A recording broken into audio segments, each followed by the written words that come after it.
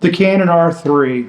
This camera was a beast. It was released in 2021, 4 years ago. And for wildlife photography, for me at least, its only downside was its sensor size at 24 megapixel.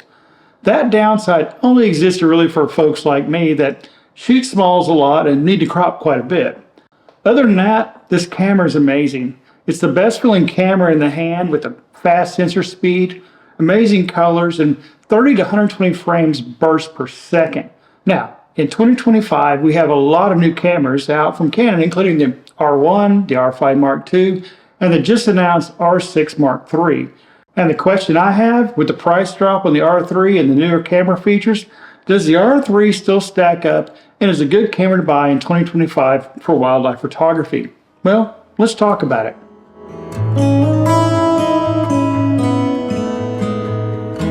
When this camera was released, I was excited about it until I heard about the 24 megapixel sensor, same as the R1. The $6,000 to $6,500 price tag, it's pretty hard to swallow. But when it came out, I still had to try this guy, and I loved it.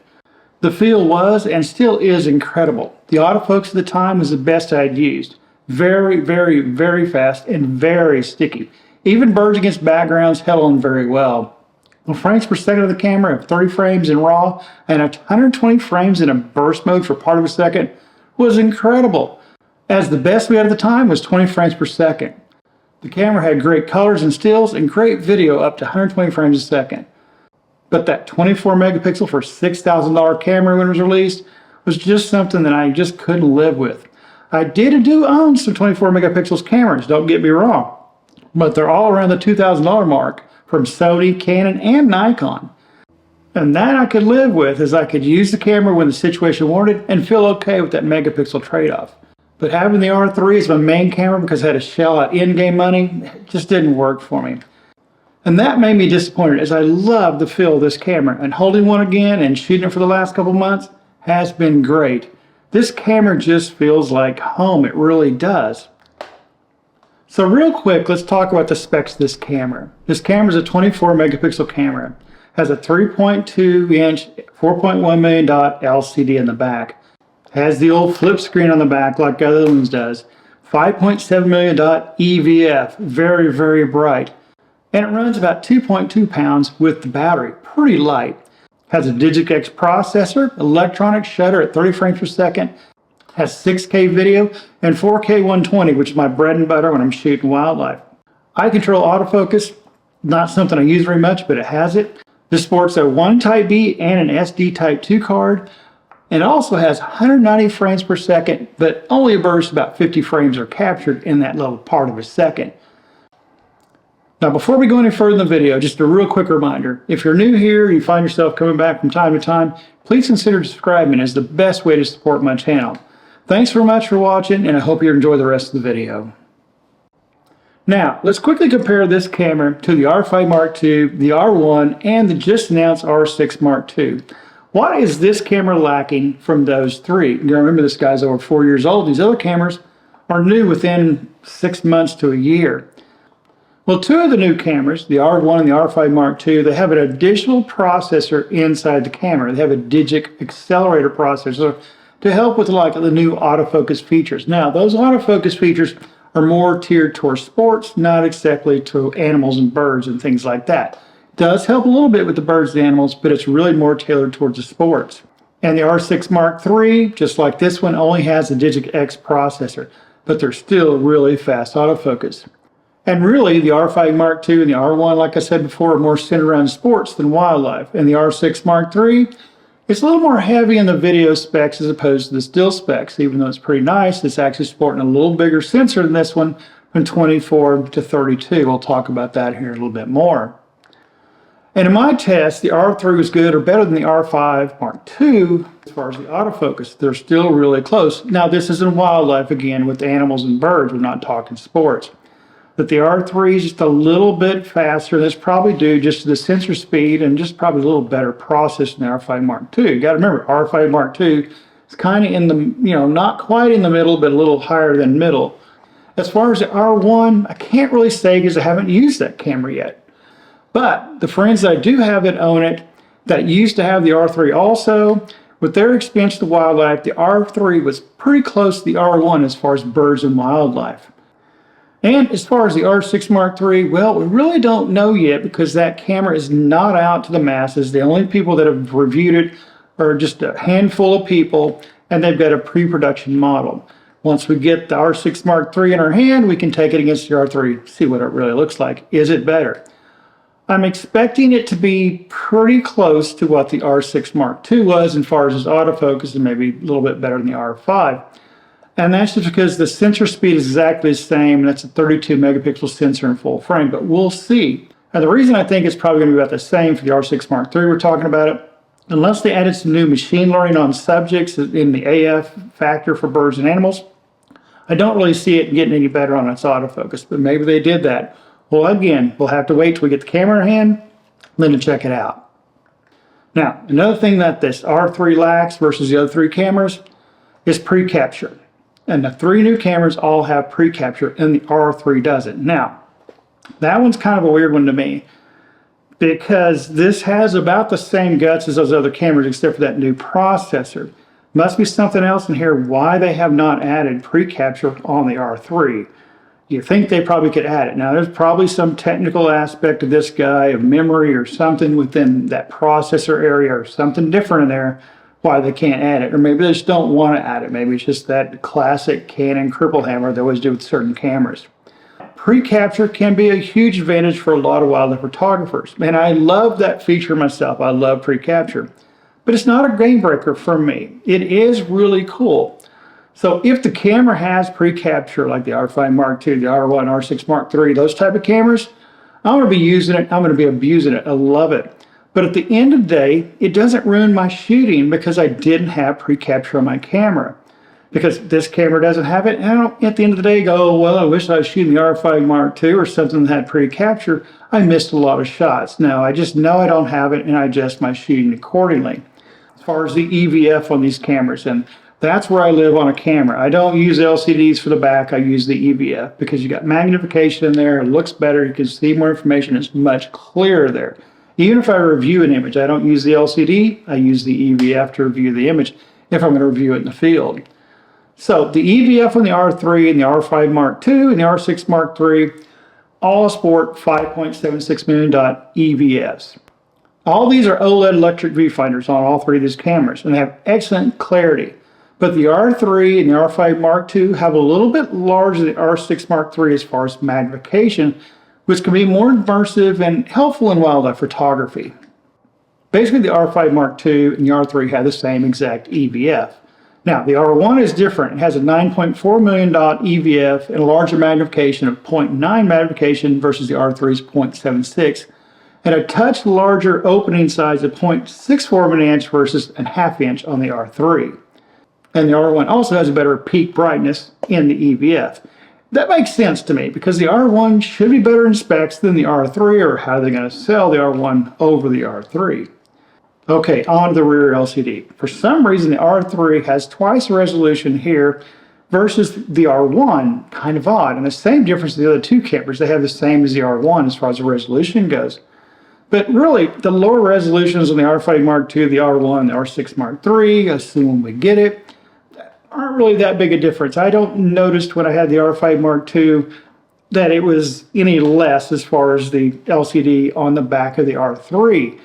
Now, for the frames per second these cameras will shoot in on a burst mode. The frames per second on the R5 Mark II and the R3 are 30 frames per second. And the R1 and the R6 Mark III get up to 40 frames per second. But to be honest with you, most of the time if I'm shooting just general subjects, 20 frames per second is the sweet spot. But when you need it, 40 frames is really nice. But the R3 can do one thing the other cameras can't do. It's a little bit gimmicky, but if you need it, it's there. The R3 can do up to 120 frames per second burst. But really what you're going to get out of it, because of the buffer of the card, is you're going to get about 50 images before it hits it at that speed, before it hits that buffer. And it's just part of a second. So you've got to really time it knowing you need to hit that thing. It's just going to, it's not even a second. And you're going to hit that buffer on this guy. But you're going to get 120 frames burst in there, which is really nice if you need it. So that is cool. It's the one thing it can do the other cameras can't do. Now, as far as the buffers on the cameras of this one versus the other one, the R3 reaches over double the shots it can capture over the R5 Mark II and the R6 Mark III. But in C-RAW for the R3, the buffer's almost limitless on shots. You can just hold it down all day long if you're in C-RAW. And of course, the buffer in RAW on the R1 is larger than the R3. But again, if you put both cameras, the R1 and the R3, in C-RAW, both of them are going to be just shoot forever and keep going forever. On the battery for these cameras, this R3 versus the R5 Mark II and the R6 Mark III, I'm assuming, because they pretty much have the same grips and the same batteries. We don't know about the battery life again on the R6 Mark III. Got to get it in the hand to test it, but we do know enough about specs to speculate on it. So the battery inside here, even if you have the R5 Mark II with the battery grip of 2 batteries, the R3 wins out in battery life. It just works a lot better, and it's a bigger battery and it pushes better. So what that means is if you have a big lens on this camera, the R3 versus the R5 and the R6 Mark II with the 2 NH batteries, this is going to push the motors in that lens a lot better. So what I'm getting at is when you hit the autofocus button or you're getting your autofocus set to tell it where to go, this is going to push those motors faster and hit that focus point quicker than the other 2 are. Now it's very minimal, but it is faster, so you get a lot more push on these big batteries. So the R1 basically is the same way. They use the exact same battery, but the power consumption is a little bit better in the R1 versus the R3. But it's close enough where I would say it's pretty much a wash on the battery life on the R1 versus the R3. Now, the feel of the camera, how these cameras feel. Let's take the R3 versus the R6 Mark III and the R5 Mark II with the battery grip, because I like battery grips on my cameras. And one of the things when I first got hold of this camera when it came out 4 years ago and took it out in the field and to use, and Stewart's had a rental copy of this, and I love Stewart's. So real quick plug to Stewart's camera. If you do come to Alaska, swing by Stewart's and say hello to Brian and Bill and all the guys down at the store. They're awesome. They have an awesome selection of stuff. And you can go on their websites, and you can go on the website and you can look up what they've got there. They've got used equipment, things like that that you can pick up, and they'll ship it to you if you're in the United States. They'll ship you the stuff right there you can buy from the store. But go check them out. They are awesome. That's where I'll get all my rental gears from these guys. They get a good selection of rental gear, and I'm hoping they're going to get the R6 Mark III in rentals, so that way when it comes out, I can go test it. Now back to the grips on these cameras, so versus the R3. So when I first got this camera, like I said earlier, from Stewart's, took it out in the field 4 years ago, the very first thing I noticed was just how good this camera felt in the hand and how light it was. It felt really light compared to my R5 with the battery grip. And it felt better in the hand, especially when you get down here to the side grip to shoot it, in this orientation here into portrait mode. And with the R5, the R5 Mark II, and the R6 Mark III, I'm assuming because the body shape's pretty close to the R5 Mark II, it does feel feels good with the grip. I like grips, but it just doesn't feel as good as this camera does in the hand with the integrated grip and the way it feels.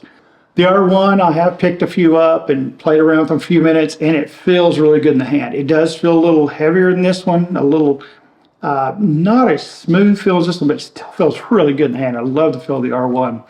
But the R3 feels fantastic in the hand. So then the handling is great. Buttons are all in the right places. They feel really good, really professional, really strong, and the weather sealing in this guy is top notch. The R5 Mark II is really good. The R6 Mark III ought to be good too, but this one's going to beat them on weather sealing all day long. And then the R1 is going to be right here with the R3 as far as weather sealing that go, and probably just a little bit better. Now, the weight difference of the 3 cameras. So the R1 versus the R3. The R1 is actually a 1/4 pound heavier than the R3, but it has a lot more parts in it. That extra accelerator and some things like that's inside the R1 to make it a little bit heavier. For the R5 Mark II with the grip, the R3 again is lighter by about 1/3 pound, kind of surprising me. And the R6 Mark III with the battery grip, you'd think it would be lighter. Guess what? It's a 1/4 pound heavier than the R3, the R6 Mark III. Now that's with the grip. I like grips, like I said before, but if you don't run the grip, yes, they're going to be lighter than the R5 and the R6 Mark III. But with the grip of the batteries, this guy's still lighter. That's just incredible to say about this camera. Image quality in the sensor. The big one at the end of the day. The thing that really matters is what does the image look like that comes off this guy?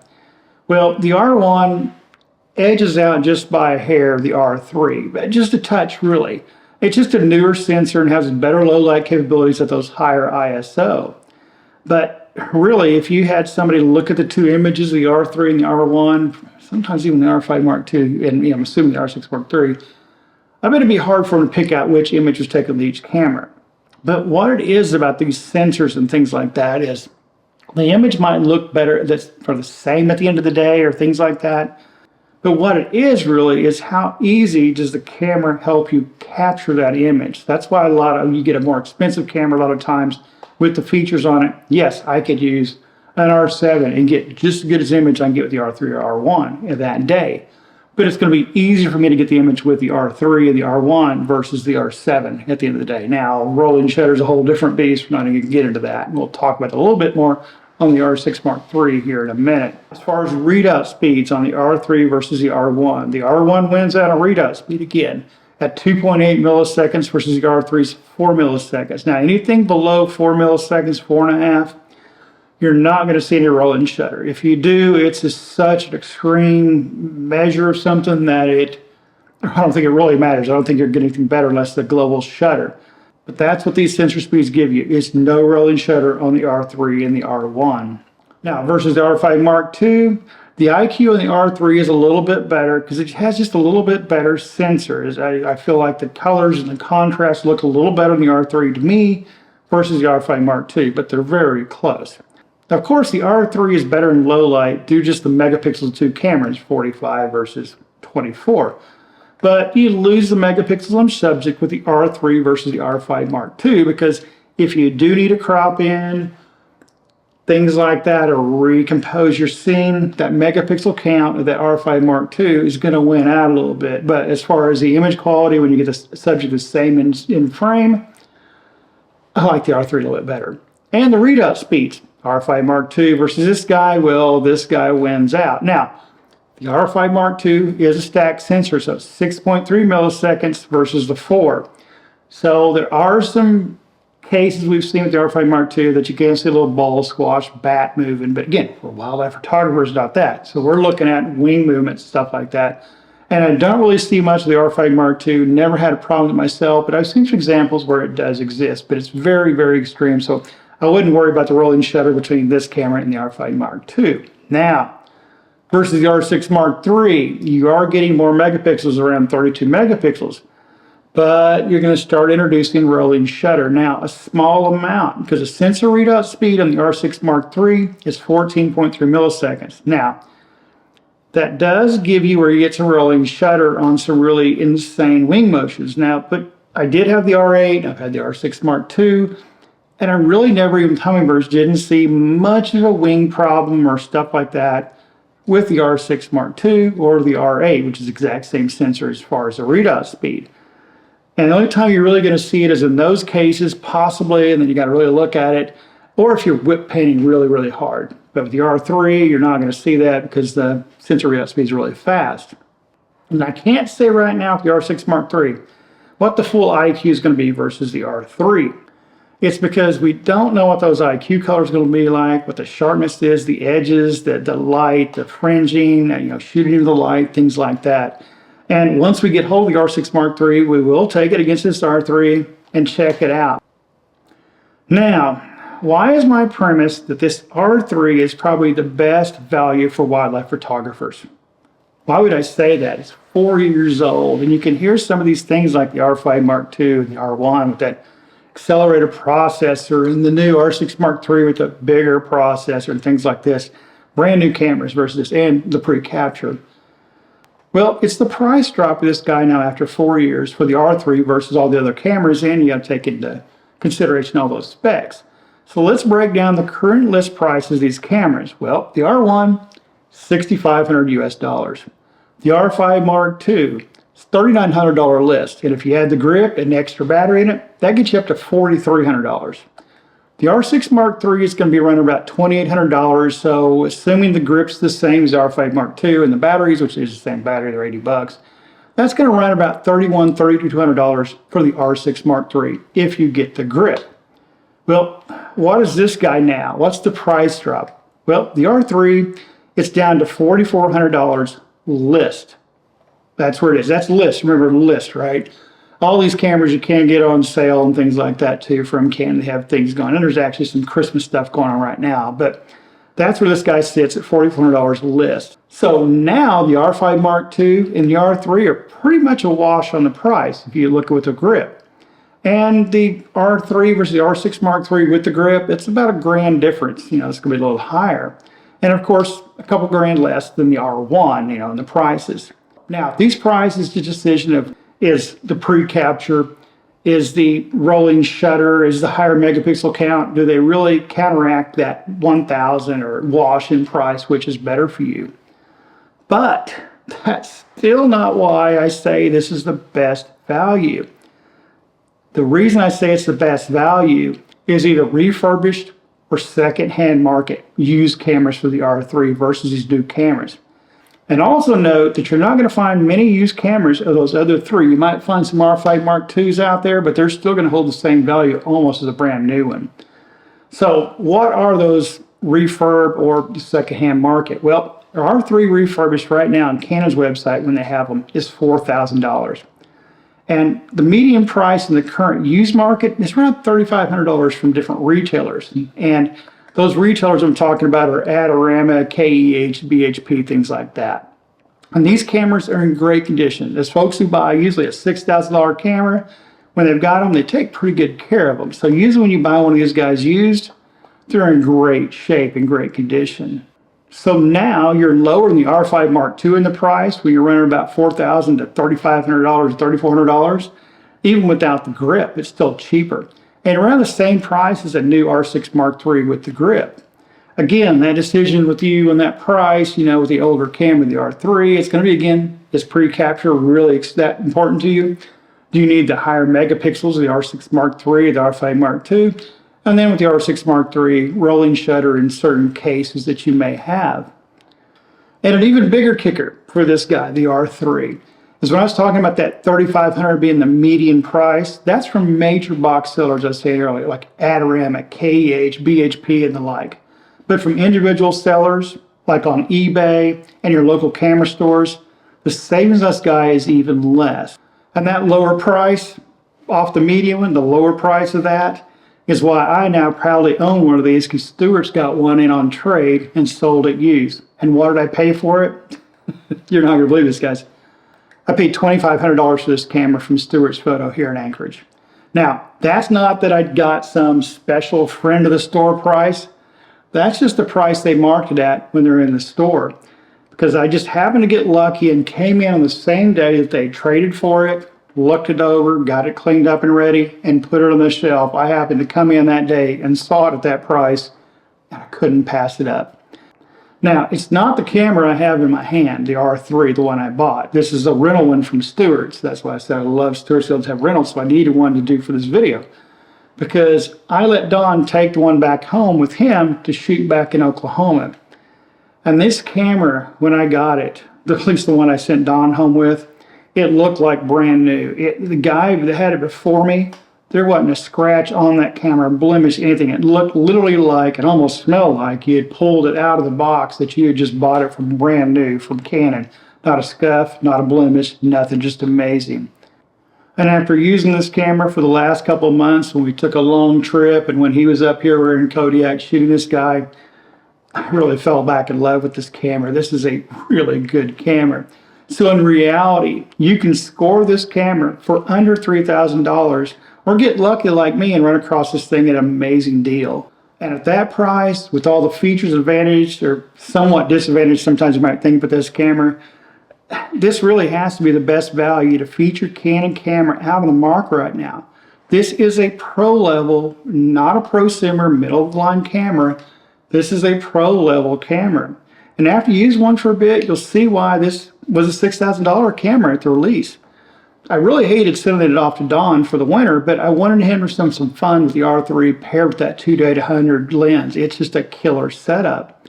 I did get a question from Don that was a very tough one. If I could only buy one camera from Canon, and the choices were the R5 Mark II and the R3, which would I choose? And that is pretty hard if that's the only camera you got. And initially I thought it would have to be the R5 Mark II, as the pre-capture and the megapixel advantage is so helpful.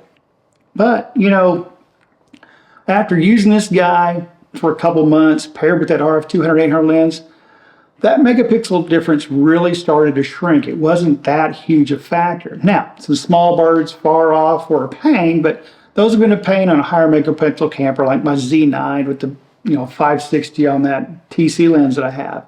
And that pre-capture, well, I didn't miss it that much. I'm kind of used to not having it with my Nikon rigs also.